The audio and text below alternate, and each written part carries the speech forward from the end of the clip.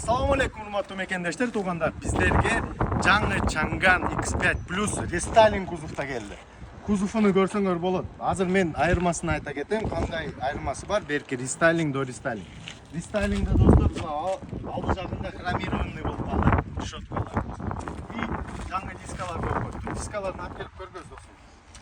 Мына, мындай сонун диска коюп коюптур. 17 клиренс. Салон жагыраги.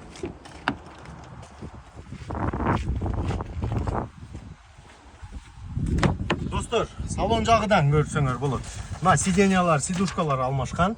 Беркинде бая кожа напа болчу, булар уже мындай сары цветте сонун жумшак кылып жасап коюптур да. Бул жерде 3 монитор чоң көрүп атканыңыздай. Мультируль, подогрев сиденья бар, достор, обдув сиденьясы бар.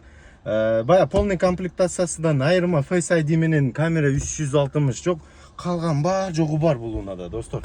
Но барында холодильниги бар десем ишенесиңерби? Холодильникке чейин бар, достор. Ушул уналар азыр Кыргызстанда пирожки хит болот. Хит. Үлгүп калгыла, достор. Азыр бул уна Кытай Кыргызстанды басат, достор. Баасы жаңы Нюрайс, муну жаңы унаны баасы Нюрайсты баасынан да арзан да, достор. Мен баасын видеонун үстүгө жазып коем.